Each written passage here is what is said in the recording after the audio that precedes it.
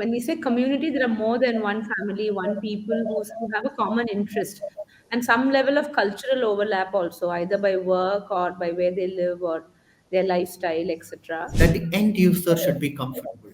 So with that in mind, I was always able to present to them powerfully. Unless there's a call for it, community engagement is nil. So I think more than skilled labor, I would say I would want to work with the person with the right temperament. There's a lot of combinations we should really introduce into our housing structure. According to me, a sustainable practice is largely a mindset.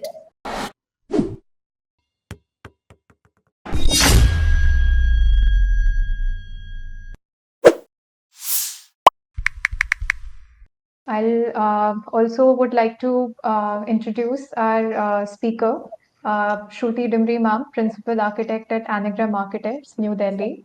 So Shruti Dimri has graduated from School of Planning and Architecture, New Delhi in 2002.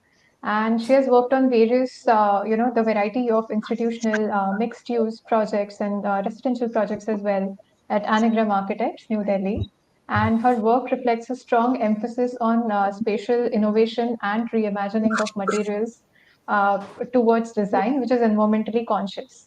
Shruti ma'am believes that there is no need to redefine community housing to make our cities future-proof. So Shruti ma'am also grew up in Delhi and feels deeply attached to the vivid and diverse architectural legacy of the city, and she likes to experiment with different materials in the work and in the workshop, and is very hands-on in the studio. So alongside her architectural practice, she also pursued her lifelong passion for music and is a trained Hindustani classical singer. So Shruti ma'am, I would like to welcome you to IIDA Summit, and we would really love to have your individual address as the closing address of our panel discussion. Thank you, Kamalaja. Thank you. And yes, and now I would like to welcome our moderator for this panel discussion, architect Goutaman Prathaban. He's the founding partner at Architecture Interspace, Puducherry. So a little bit about his firm, I would like to introduce them. So Architecture Interspace is a design and delivery-driven architecture and interior design studio, and they aim to establish healthy relationships between the context, built environment, and humans. From rethinking design and construction processes to experimenting with timeless materials, exploration is at the heart of what they do. So graduated from Anna University, Chennai, and registered with COA and IIA. So Goutaman has a master's degree in architecture from the Design Research Laboratory Program, Architectural Association, London. And he has previously worked as a trainee architect with Sami Padora Architects, Mumbai. And with AIS, his significant projects include the award-winning Cream Affair Desert Studio, House on Palm, Auditorium at St. Patrick's School, and the Brick Abode. So again, I welcome you, Goutaman, and it's really a pleasure to have you. Thank you. It's a pleasure. So we'll definitely would love to initiate with our discussion, and we have all you interesting architects and designers, and really it's an honor for me as well to be here hosting you all and to interact with you all. So a little bit for the audience, a brief about why we addressed or why we felt the need to address this particular discussion. So in the fast developing and overwhelming pace of the world, we turn to our homes for the much needed comfort. Yeah, so sorry. So basically, we spend maximum amount of time of our lives in homes. So from one house to another, as occupants, we absorb everything that comes along with it. So we practically get influenced directly or indirectly through the ecological, social, and demographical, as well as ecological domains that shape the physical and intellectual outline in our neighborhood. So we feel that this following set aims to re-question, answer, and realize and ponder over the concerns related to the deep-fold interconnections of the housing sector and with other overlapping dogmas. So again, I welcome you all, Architect Srinivas sir, Architect Deepa Suriyaprakash ma'am, Architect Lester Rozario sir, Architect Shruti Dimri ma'am, and Architect Goutaman Prathaban. So Goutaman, I would like to hand over the moderation to you now, and really looking forward to it. Thank you, Raghu. Thank you. Yeah, it's been a great insight with all these presentations. So I've been looking forward with your works and stuff for a long time. So it's been an honor and a pleasure to moderate this session. And I'd like to start with a few broad categories of questions. So first, our take would be on housing and its relationship with the community. So maybe if Deepa ma'am could elaborate on how important is to place the community at the center of all these design considerations. Sorry. Yeah, how important is it to place the community at the center of all these design considerations, being working So with more client or yeah, community-based yeah. team? So I think, in a way, when I was trying to sort of do a framework for this presentation, I had this conflict in our head, saying given most of the sort of small to mid-size practices, we work with autonomous clients, like on autonomous projects, right? We are engaged as, it's literally like they're patroning, and we are doing our work, expressing our work. So the opportunity we get to work with the community actually is not as prevalent as we would like it to be. But that's where I was, that is why consciously I decided not to show the projects that we have completed, but sort of show various instances where either by intent or by the process or action we have gone to sort of reach the community. The currently one of the projects I showed you where the foundry dust is being explored as a sort of a sleeping space and meditation space is one area where we are looking at the employees of the organization, where we got a lot of input from them. We look at the buildability of it, etc. And then we are going ahead to work with the module. So the when we say community, there are more than one family, one people who have a common interest and some level of cultural overlap also, either by work or by where they live or their lifestyle, etc.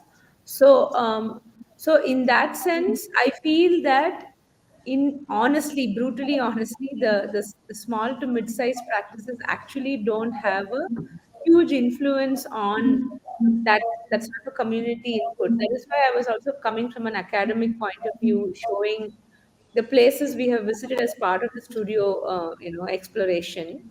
And I think individually, so this is what we try to do. We're looking at it like a ripple effect. So individually, when we show these projects, right, irrelevant of whether we are actually doing housing for a community, we say show it to a person who can be a bigger patron, who has, like, say, connections, who then over the last 15 periods, we are seeing that the first 10 years we invested in doing what we really like, also because of project constraint and budget constraint, etc. Now, in the last 5 years, we are able to sort of cast the net a little more broadly, showcase these projects to people who have the influence, you know. And now, as of just day before yesterday, we were called to design a huge waste management center in Chennai, for the government. And I'm saying that whatever interest we have had from sort of home composting to, the extent we've taken it into our practice, resonates a good measure of time later, right? And now that we are stepping into that, we are looking at as a design process, we are not going to only listen to the contact prima of the list of the the clients. We want to talk more to people who are going to work there, etc., etc., and then engage that. So that's why it was overall a little bit challenging to pose it and directly answer to the brief of the session, where I'd say, how do we look at community housing needs, or empowering people to like sort of afford and do what they want. So I hope that sort of answers your question, Gautaman. Yes. So yeah. So the next question would be, what role does the participation of the community play in crafting these houses for them? Maybe if Shruti ma'am could add her points, it would be. So, to pick up from what Deepa said, first of all, when we look at a community, one point I want to make over here is that in the last 20, 30 years, we've obviously seen a lot of mass housing come up. And for a community to be read as a community that can have a say in the design process, it needs to be a critical size, beyond which size I think it ceases to have any kind of a character or an identity of its own. It just becomes, 1400 houses in one campus, essentially becomes a very sort of a generic group of people, and so you start designing in more and more generic terms because you want to make it fit 1400 different types of requirements. Sure, a community that lives together shares the open space and the parking and the problems and the everything together will have certain commonalities, but for a group of people to really have have an independent or a unique character, it needs to be, I feel it needs to be a certain size. So I think when we start mass housing, uh, when I live in the NCR and I visit these housings that have thousands of houses in one complex, mostly seen in the outskirts of Delhi or Noida or Gurgaon. It has an identity of its own as a building maybe, but as a group of people, I see that as no different from the next ones. My point is that uh, so first of all, it needs to be a certain size and not go beyond that size. And to your question, how can they get involved? We've done so the projects, two projects that I'm going to show you after this. One of them is a master's housing that we did for the Doon School in Dehradun. It's a small housing, but it is obviously a very specific kind of a small community that shares a lot of interests and their workspaces, etc. So their concerns are very similar. And when you design for a niche community like that, it is not only essential, I think it becomes imperative to have a very close look at what their lifestyles are like and what their requirements are like. If you go then and design something which is as generic as you would for a 1400 key housing units housing, then that's not going to be of any use. So community, the way their lifestyles are and what their requirements are specific to that region, I think informs the design greatly and will inform the design. Otherwise, it's just it can be a design for any people anywhere, and we don't want that because that doesn't ever work. How you know it doesn't work is because they don't get occupied, right? These housings then don't get occupied because there are probably better, more specific designed options out there. Thank you. Thank you. So, if Srijit sir could add the points in just it, in case of the Benzingen Hospice house, where it is more like a community being a client and working with multiple. Yeah, We don't know the end user, the actual end user, maybe a group of users who turn up to be using the property. So that if you right, could right. elaborate on that, it'd be. Yeah, yeah, very true, very true. Ali, see, in the Bensiger Hospice Home, as I told you earlier, we it was a crowd-funded project. So when it is crowd-funded, a lot of people like are investing, and so the architects will have like we had to listen to everyone. And but one thing I could like one advantage for me was I always told them, see, you should look at the end user. The end user are patients. So so one that is one thing they all agreed upon, that the end user should be comfortable. So with that in mind, I was always able to present to them powerfully that they in the design there should be these features. So only these features are there, then the patients will be happy. And initially, like there were one or two like people who were a bit doubtful, but then on the day of the inauguration, Even when these big politicians, MPs, and when Shashtaru sir came, no, he was actually like speaking to everyone in the audience that he felt wonderstruck how the airflow was just channelizing through the building, like due to this cross ventilation and all these features in the design. No? So even he was telling them how comfortable the inside of the house, inside of the lobby or inside us. No? So every room, everywhere we gave this access, and from everywhere the staircase or the lift, all these were seen. So how this was the primary aim, that the patients, that they are always, they won't be in their mind always. So uh, it should be very simple. The inside of the building should be very simple. So with these in mind, I was able to convince the discussion groups or the committees, just because of the, like, keeping this patients in mind. That is one thing. So, but it was very tough at the level of material selection and all. No, like I would like to have this color for a lobby floor, but then they say so we will get a lower cost granite from somewhere else. So I had to compromise on that such issues. Okay, that's what like I would like to say. Yeah, sure. Yes, I'm sure all of you have been working with a lot of materials across these years, be it adaptive reuse or be it proper wire cut bricks and stuff. And how can materials define the identity of not only the design itself, but also its locality, climate, state, economic aspects, and the user group? If let's just add to that points it. So I think, see, it's important to be local. I mean, communities. So I think right now, I mean, because of where people are coming from all over to the larger cities. So it's a more of a cosmopolitan crowd. So I think the what defines a particular aesthetic would be probably the local materials, and the usage of those materials is what would ultimately define the overall.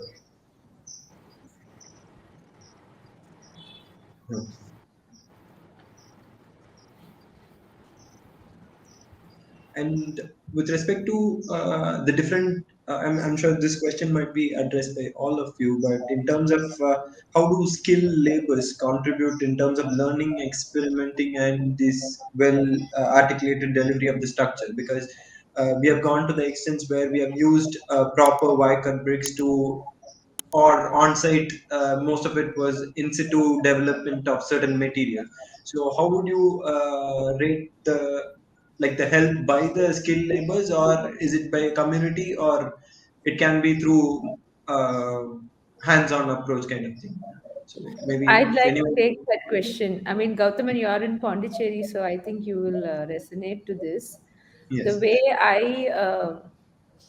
I mean, I think it's a very important question, first of all, to see that when we often sort of romanticize this notion of community building, what is the kind of skill set are we talking about? Are our systems really that simple that anyone can be taught this, or should it be simple?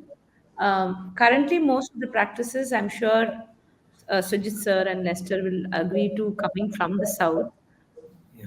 that the finish, when it is primordial, you are absolutely dependent on the skill level of the laborers, Yes, yes, right? It's everything.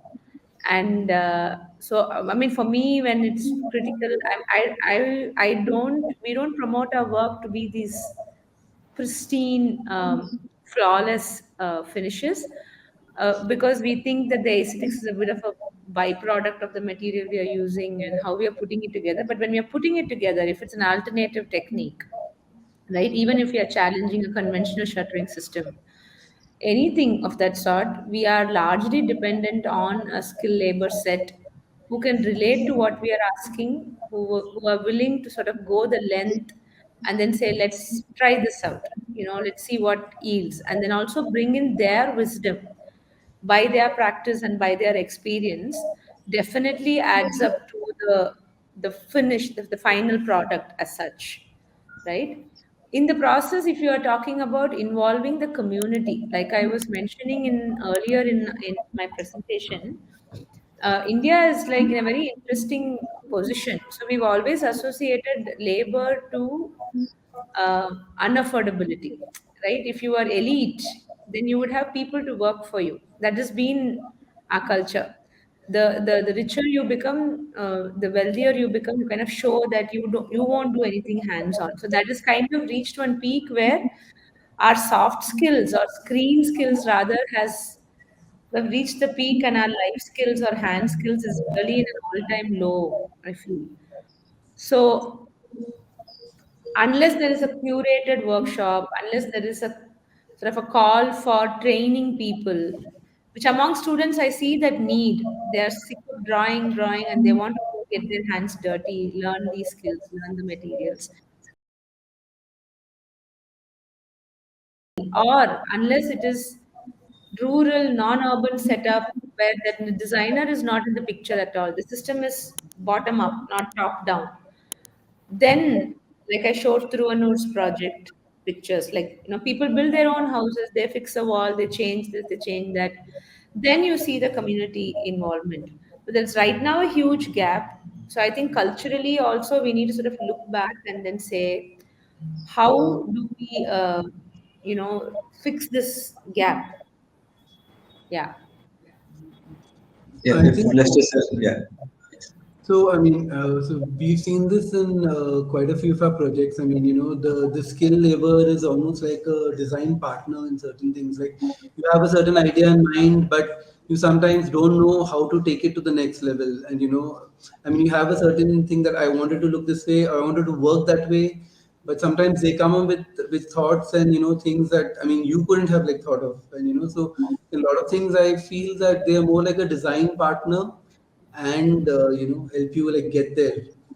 And so in terms of a community, I mean, traditionally if you look at it, there are certain communities which do a particular thing, and that particular community is taking the same trait forward. But yeah, as I would agree with Deepa, I mean, for it to penetrate, or there are a lot of people who don't have I mean, India being a large country, and we have a lot of people. I think if we are able to, train more people in certain skill sets, that will, get us a better workforce. Is Mm. that? Ma'am, Shruti ma'am, do you want to add something to the labor Actually, component of the design? same thing is, every time you work on site and work with skilled labor, they may not be skilled in the particular, design innovation that you're trying, but their own experience with other materials comes to the table. So, back in 2006, we were trying to do these brick twirling, jalis, and we designed it and we made the 3D model of it in house, etc. But on site, the bricks kept toppling over because when you're twirling the brick, the center of gravity shifts, and by the time you are on the sixth course, it's going off. So how do you work that out? And they were the ones who suggested that we make a wedge, like a wedge negative out of a wooden block that will go onto the brick so that the next brick can come exactly aligned there. Otherwise, how do you figure out how to place each new course twirling on it? And this is something that came from them. And it's not just that their excitement, it's like theater. When you're in theater and you're on stage, two actors feed off of each other. So a skilled person pushes the idea back with equal force back onto you, and you push it back onto them, and that synergy shows onto. Otherwise, you'll remain in your drawings and your 3Ds, because you're only skilled enough to do that. But the actual transformation of that onto actual material, knowing the weight of a brick block and how it will perform when you offset it, or knowing they know the material much better than you, and which is why the love, and I'm calling it the love, between the architect and the guy on site or the girl on site who's going to actually execute it, that is very, very important. If that love goes away, it starts showing in your work.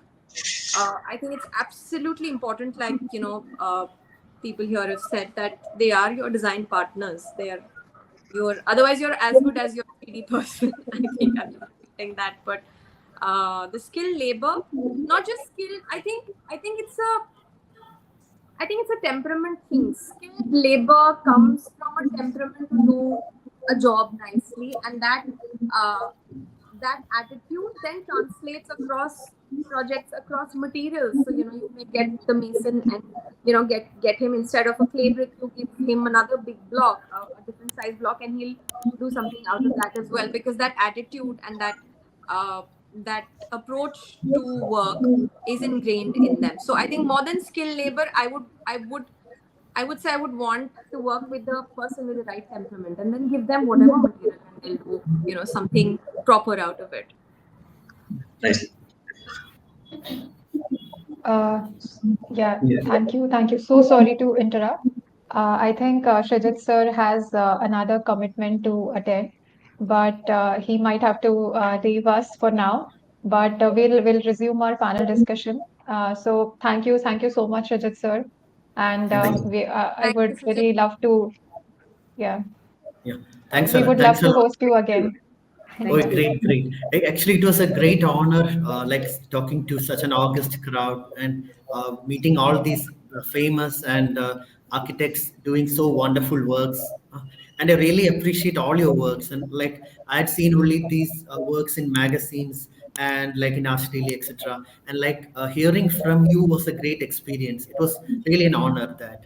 And I thank I thank you like Architect Kamalaja and Vanessa and everyone at the Architects Diary and the IAAD. It was a great being here, part of this. Thanks a lot. Likewise. Thank you. Thanks a Same lot. here. Uh, Srijit. and just Thank you, adding Srijit sir. one thing to Yeah. what Sudhi ma'am was saying, no, like the workforce, the work at site, and also no, while doing in brick, the biggest strain is that we have to give very detailed drawings to site, correct to the nearest centimeter. We even give the brick bond. So every single, and I'm sure those who work with brick will know this, like from our part also, like it's very difficult like to give each and every single drawing. It's not like working with any other material, like usual material like plastered. It's not like a plastered house, I mean. I'm sure that you all will agree to this. It's like that. So great, and thanks a lot for having me on the show. Uh, Due to some urgent Thank matter I you. had. Thanks a No, lot. thank no, you. it's completely, yeah. Yeah, Thank you so much, sir. thank you so much.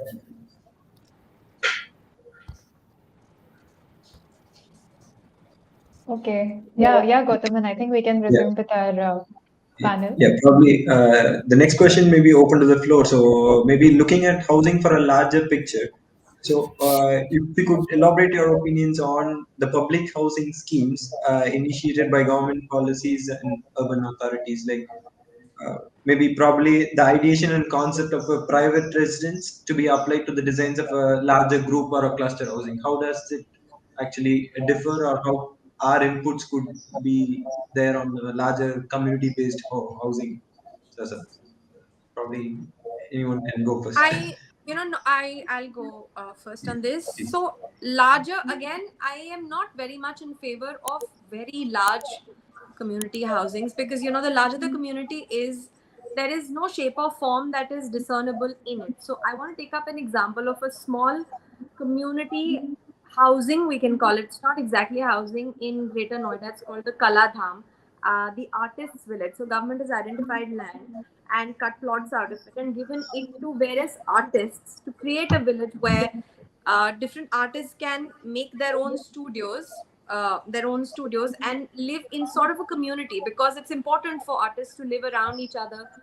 I know of architects and artists who, on their own, in a private way, identify pockets of parcels where they can set up these small communities where they can live and work together. But I think it's a great step by the government to identify a need for something like this. Now, it's not a very large community. I don't put it in the category of community housing by government, but I think it's important to identify what the community is. Another example is of a project that we're doing in Ayodhya for a paper factory, and they want to have housing for their employees, and the guideline from them was that we want the HIG, MIG, and LIG to all be together, and we do not want to have separate LIG elements, HIG. And we're in the design phase for it, and we've got designs, iterations done on it. But the one conversation that keeps coming back is whether it is a good idea to mix, LIG. It's a very woke and a very romantic notion to say that all kinds of strata should live together. But does it really work? So then, does it really work in the sense of it's a home at the end of the day? In office, in schools, we have uniforms. So yes, at work, in the day, we're all equal to each other.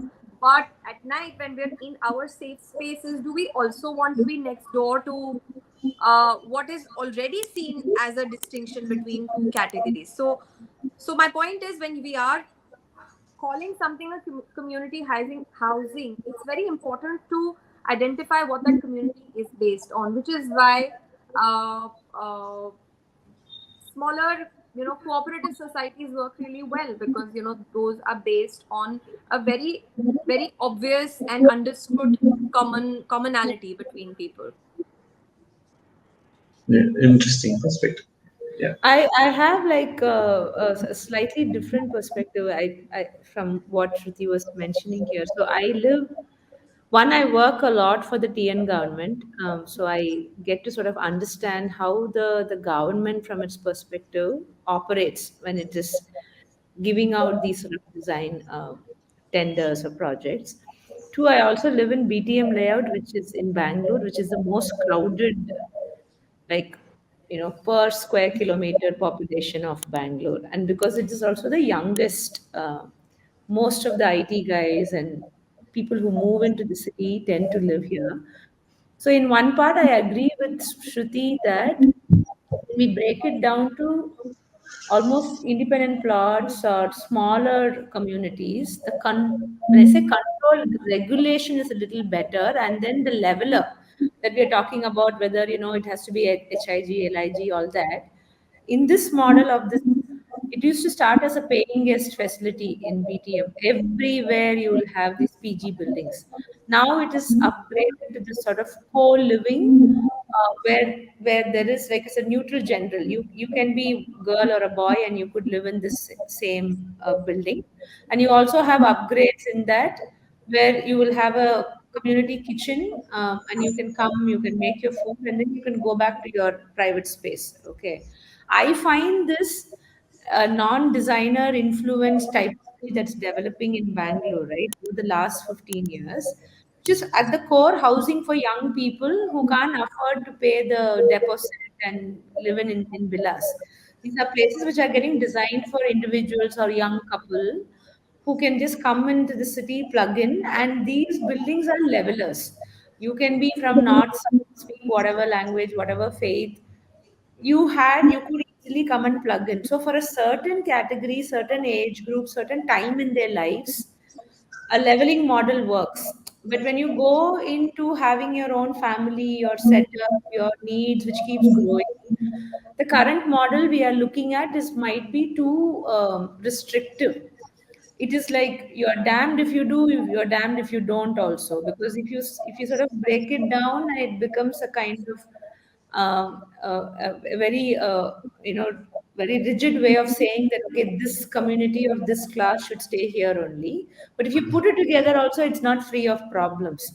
So I think the kind of current model that the government holds on to, which is again from, I think, 70, 80 years old, needs to sort of look at the relevance of it currently. And in that, I want to quote Aranya Housing by P.V. Doshi, or, the Elementals work, Alejandro Aravana's work, where they designed this sort of basic module and allowed for adaptation to work. Even in LIC, Charles Correa's housing, which you find a lot in Bangalore, you see that the freedom to adapt, the freedom to change, and then independently sort of work and re-engineer and fix it to the way they would like each of these houses, I think is a great phenomenon. A lot of the HUDCO driven or a government driven housing policy tries to break it as, okay, there's a villa for HIG, there is a row house for MIG, there is, like a CBD kind of arrangement for LIG. I think those norms needs to be revisited. I think there should be some level of flexibility introduced in these policies, and also create a lot of submodels like I was talking about. Like if it is family, maybe it's one. If it's for like older couple, it's one way, etc. So there's a lot of combinations we should really introduce into our housing structure the way we propose it. Okay. Can I Yeah, take please. this? Okay, this is slightly different. I mean, I'm not going to talk about not about housing as such, but if I mean one thing in Bangalore as such, if you see the city planning, like if you look at like older areas, like if you look at Jayanagar, and so the way the areas are planned, like you had these bigger plots, then you had slightly smaller plots, and then the smaller, even smaller, so like 10,000, then 6,000, 4,000, whatever, it went down to 600 square feet. But what they did was they created these, all of them had these park common spaces, even in the larger plots, smaller plots, they all kind of shared these garden spaces. And also they also had like these common amenity sites, which was a leveler, to some extent, where everybody came together. Like my son goes to a park very close to my place, where people from a lower income group also come there, and he learns to to play with them. I mean, that is kind of fading away in the newer developments again. Like if you have these gated communities, and then you're kind of ghettoizing, like so then it's only a certain class of people who can go in there and use those spaces, and the negative spaces where the rest of the rest of the population lives. So just another perspective. Yeah. So are these the levelers, the parks which you talked about, are part of the government projects or a part of a private development kind of thing? No, so the initial like what was done by the government were just government parks, and it's Hmm. open to everybody who can anybody can walk in there and use the play around, use the equipment, whatever. It's just for everyone. So you see all sorts of people coming in there. Yeah, probably maybe an additional part of the question where how can the sustainable methods and technology integrated in the private residences be used for this type of larger housing, and maybe or something equally impactful alternatives that could be used in terms of scaling up the. Actually, I don't think these two should be compared, because in one house of one family, how much waste you generate and how much savings you can do by doing a small thing is very different from what you would in a housing of 150 houses. So just by recycling your waste multiplied by 150 is a big impact. So small things will make a large difference in a community level, on a community level, in a housing. Whereas in a house, which is the other house that I'm going to show, set on a 10,000 square feet piece of land, which is big even for Delhi standards, we will have to do a lot more to make any difference or make it count. You'll have to put solar roofs, you'll have to put recycle your waste, reduce footprint, make sure that your air conditioning loads are not as much. So I don't think we need to necessarily look at this situation of a small house of a single unit and learn from it to multiply it and use it in a large housing situation. A large housing is still a large building first. Sure, a dwelling, so many more dwellings than one. But I think it functions more like a big building with as many occupants as far as being sustainable is concerned, because how much energy is required to run a building like that is more similar to an office than it is to a house, even though people are living there. The only thing I can think of which is common, or one of the things that is definitely common, is the time of the day when that building is most active, right? Because you're in a housing, you are probably using energy most at night than in the day. But I think you should treat that as a larger building rather than trying to learn from a small house, because that individually, it independently works so much more depending on the lifestyle of the people there. So I would say that's not where I would go looking for, ideas or answers.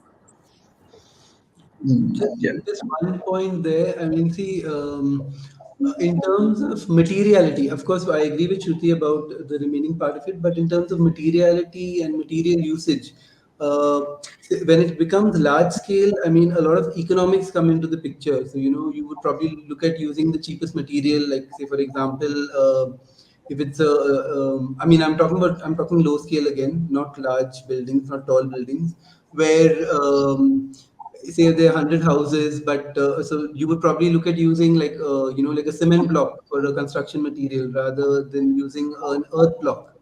So some of that could go from here to there in terms of at least the material usage, but then beyond that, yes, I mean it is two different scales as such.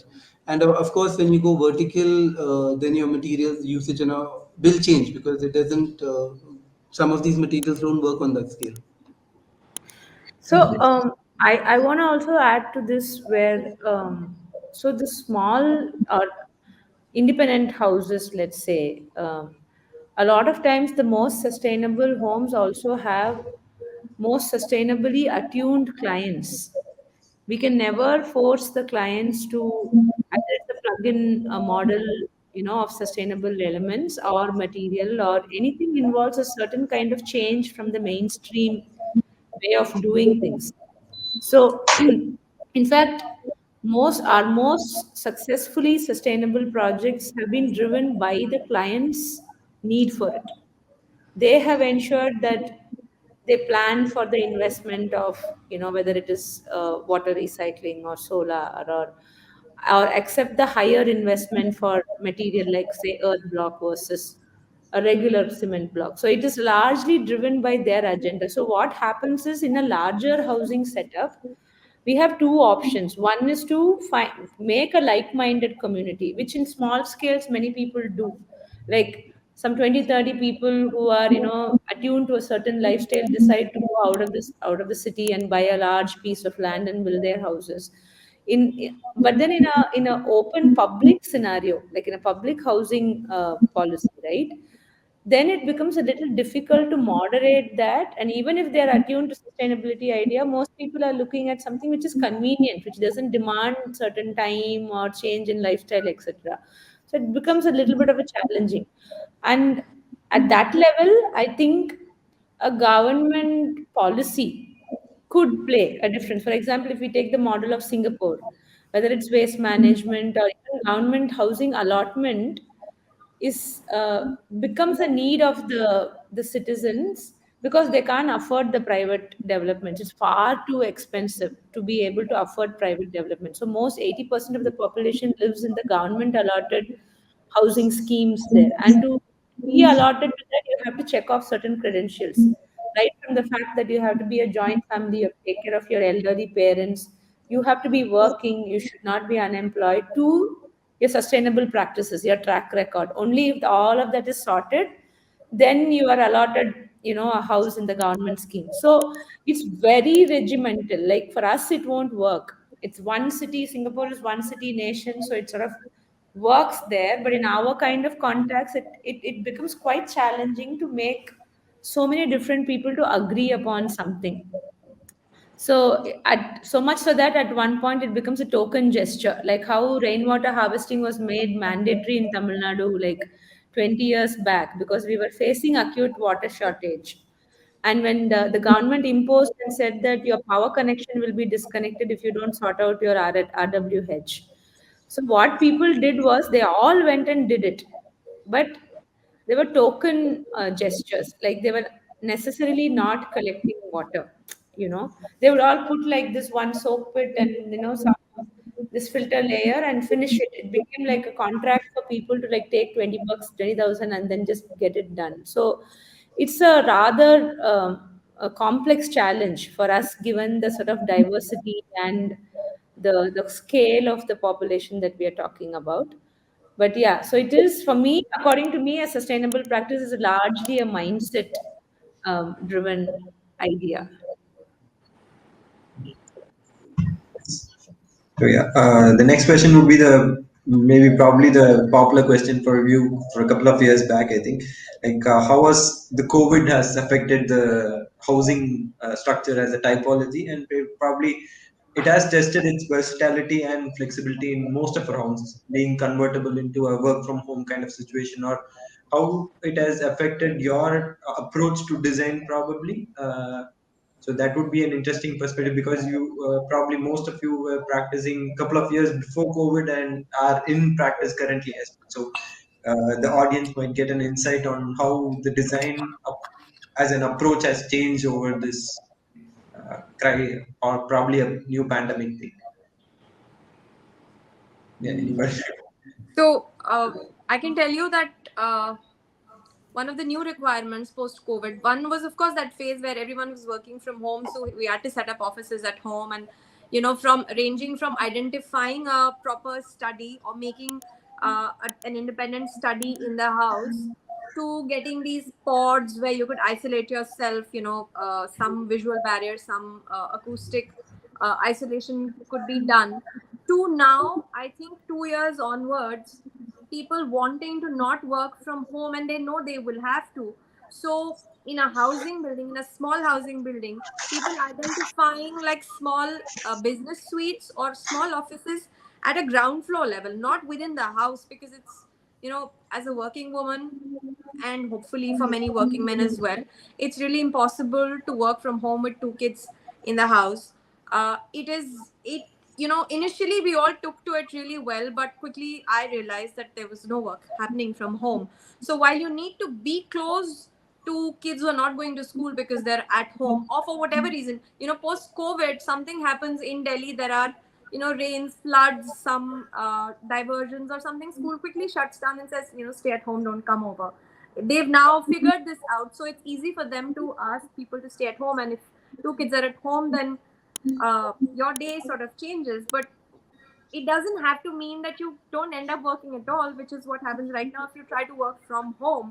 So the requirement now is not, I'm saying there have been two stages post COVID. The first stage was to identify a corner within the house, and then the evolution of that has been to identify, even if it is a coffee shop, but at least a small cubicle space close to home but outside your door, right? So I'm seeing that second stage right now. Maybe that sort of evolves into a bigger workspace for people within a community.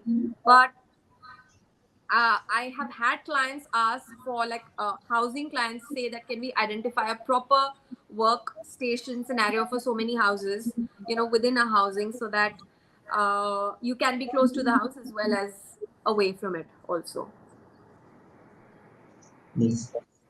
And I also Um, think sure, go on. like a lot of people have the need for having the green, like the open space. A lot of people realize that in COVID that you're stuck inside, so if you had that extra space on the space under the sun, that became quite important. And okay, Bangalore being IT capital, and there's a lot of people who still work from home, though I agree with Shruti, like especially with architects, no work gets done from home.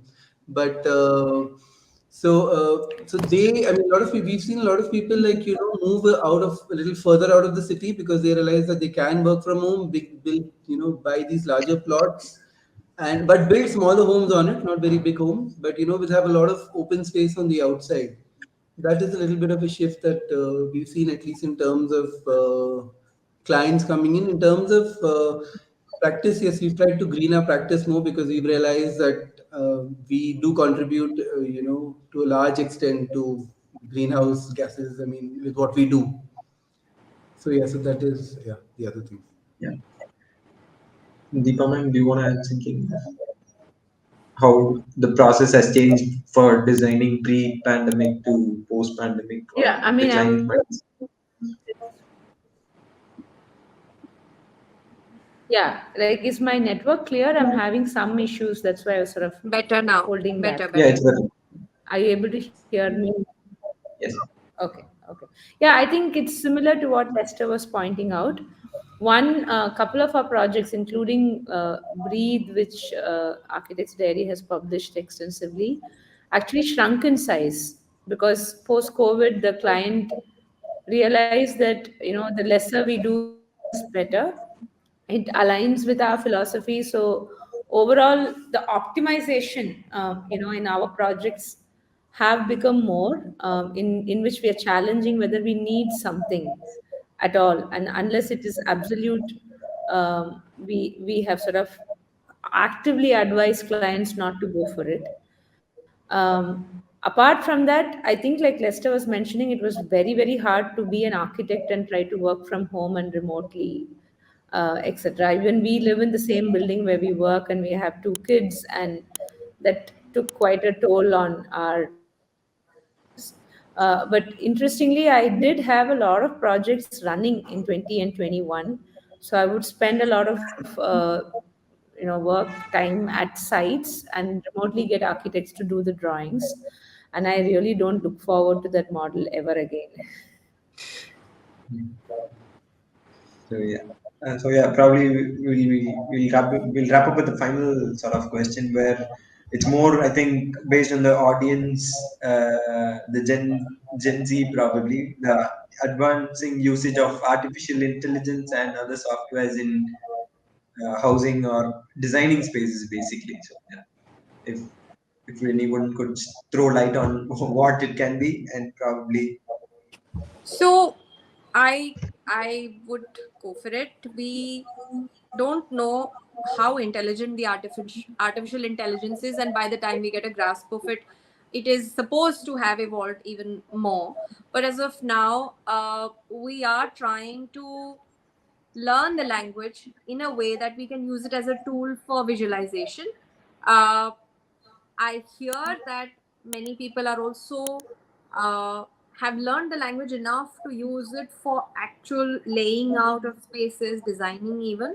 But I think we're still at a stage where we're imagining and we're trying to use the tool to sort of make a quick representation of what it is like. Very crudely put, we are using AI to create these images for us in the early stages of design. You still need to do a proper detailed representation when it comes to that stage, but an early representation, an early visualization for ideas, we're using the AI apps to do that. But that's as far as how that's as far as um, the extent of our reliance on it. I don't know what I don't know about it, and every day there is more to not know, it seems. So yeah, that's where we're at. Yeah, I would also agree. I mean, AI probably, as a tool to probably see, I mean, in certain cases, it throws up interesting possibilities that you may have not thought of to some extent in terms of the visual. So, sometimes that is a great tool to have. But beyond that, frankly, we have not explored it too far, too much. So, yeah, we've only done it to some extent. I think I'm assuming this question is regarding use of AI in our practice, yeah, because I yeah, think I fell out of work. Yeah, yeah. I think similar. We are just about beginning to look at the options and the potential, because we are not averse to the idea. I mean, I guess it's one of the evolutions, like how we shifted from manual drawing and drafting to computer, like say 30 years back. So we are not looking at it as an anti-professional move. And we also believe, just like any other software, it really depends on how we use it, that our practice is going to evolve, as using it as a strength. Not We are not worried about it sort of taking away our jobs or anything. At least not yet. Okay. Yeah. So we do sort of, when we work, for example, we use Rhino and some level of scripting if we are looking at automating a certain kind of design process, and we see it as an extension to that.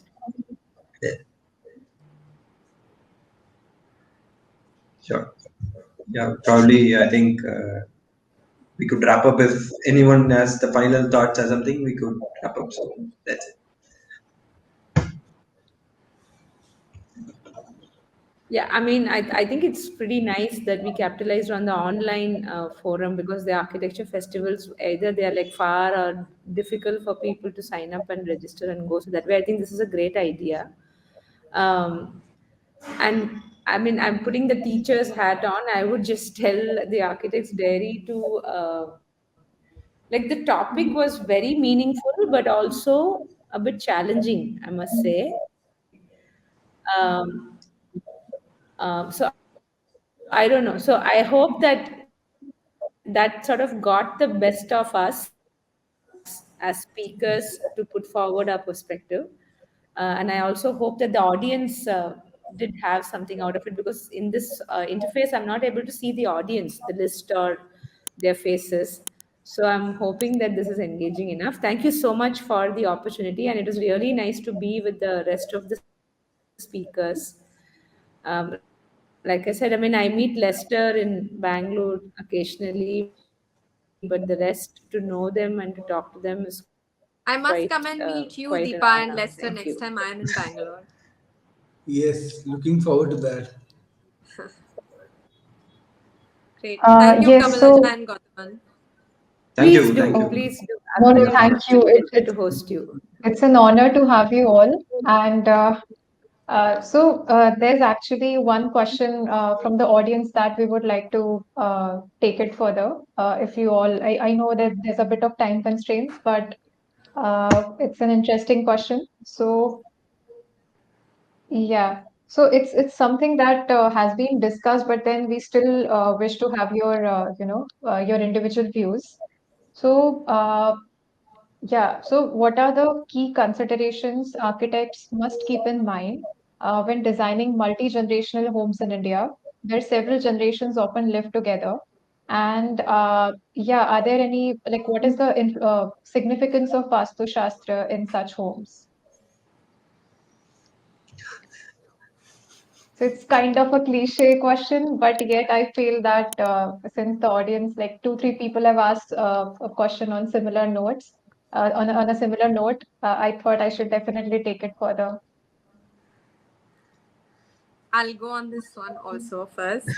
So Yeah, in yeah. Delhi, we do a lot of multi-generational homes. A lot of our, almost 80% of them are in a way multi-generational, because these are individual single story plots that are now getting converted to 3-4 story structures, where at least three generations live in the same house. And again, the concern that comes up is that they all want to live together, not just to share space, because they do want to live next to each other, but also not in each other's faces all the time. So every time we take up a new project like that, the endeavor is to create common spaces where one meal in a day can be had together, but also there are opportunities to then be out of each other's earshot through the day, Mm. have separate accesses also. Sometimes, and when I say this, I'm still thinking like a family with kids and grandparents, but across within the family, when there are two brothers, their kids and their grandparents are uh, all in one same house. I think that the privacy, uh, how much to have and how not to have it, because you want these spaces where accidentally you bump into each other, you see each other going out, coming in, but also on those days when on those occasions when you need to go into your corner. But this question of identity, actually, it really surrounds us the last 15-20 years. Individualism, and then being a part of a family, and then still having your own identity, which is safe from the pressures of being within a family. How to negotiate that within, when you're in a building with so many members on the same plot. I think that basically drives the design to a large extent. And Vastu is not important for me. I was not trained in Vastu. I have only picked up this and that from here. And I think it's more a business requirement. I think it's more understanding a different client each time and their understanding of Vastu. So I take it as as a project to project individual client's requirement and what their understanding of it is. But uh, no, I would not move anything in my house because Vastu required. So that's my stand on it. I respect whoever does follow it, but I do not have an understanding or appreciation of it myself.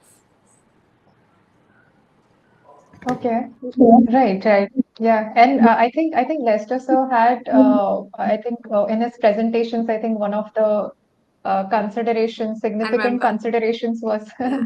yeah. So So that, yeah, so that, I mean, that is something that I think, so we're very happy sometimes when you get clients who say that we don't want it. Then you have a free hand to do, whatever you have to. And of course, climatology and all of that plays an important role, which was the essence of Vastu to begin with, but now it's gone somewhere else. So yeah, so I think it's now, at least to some extent, become not necessary even, but something that you have learned to live with and make your peace with.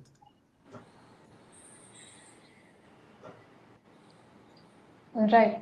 Uh, and Deepa ma'am, what do you have like regarding designing multi-generational homes in India? So because we still a lot of families still live in a joint family setup, or at least two to three families live together.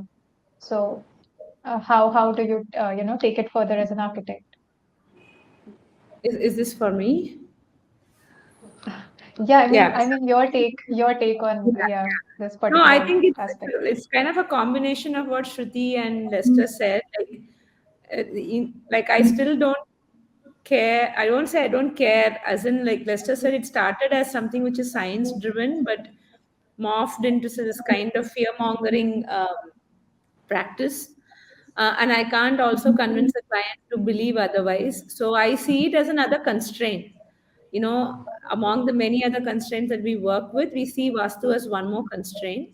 And with regard to the multi-generation, that is common here too. We always project scenarios. Like we are in fact projecting for at least 20 to 30 years of the use of the house, saying that currently the client is living as a nuclear family. 10 years later parents may join, or the child may grow up, have a family and stay in the same house or not, or visit or rent it out, their retirement plan. So we really work out scenarios, we project it out, and then ensure that the house sort of becomes pretty versatile to accommodate this sort of changing dynamic scenario. It's very uncommon.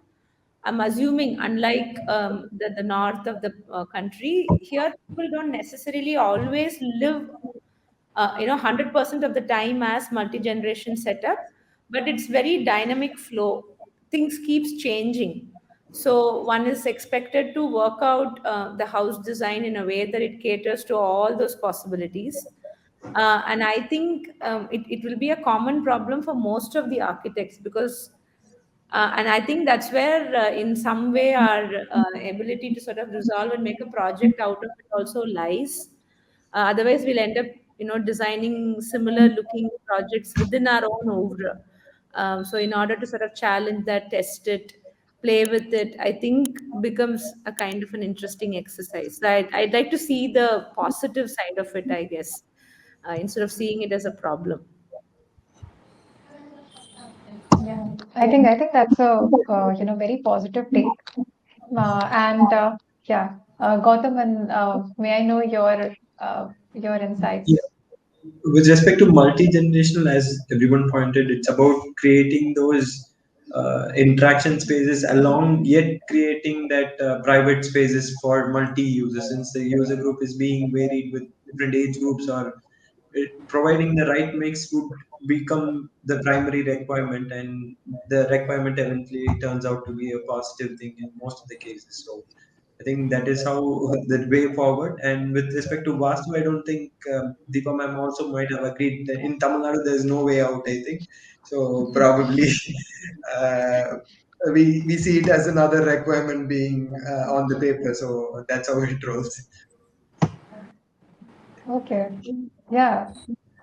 I think for now, other questions that people have raised. So I think they have already been addressed in the panel discussion. So yeah, I think we yes.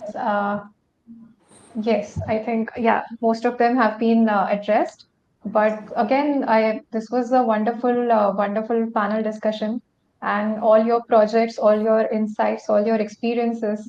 I mean, they reflected through through your addresses. So I would again like to extend my heartfelt thanks to all of you on your all your insights and the concerns that plague the housing spaces in India.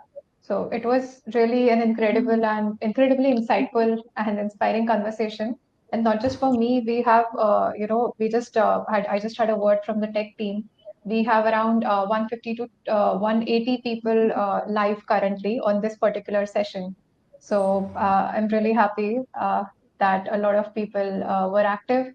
And yeah, so exploring the principles of design, space utilization and the fusion of functionality as well as with aesthetics and adding that significant Indianness. So I think all of it, listening to it was pretty enlightening and thought provoking. So thank you all of you again for your time and generosity in sharing your knowledge. And I really look forward to such collaborations and such discussions. Goutaman, I think you did a wonderful job with the moderation, Thank and you. it was really good to connect with you all. Thank you. Thank you. So much Yeah, for having likewise. us. Thank you. All right. Yeah, Thank you. thank you so much.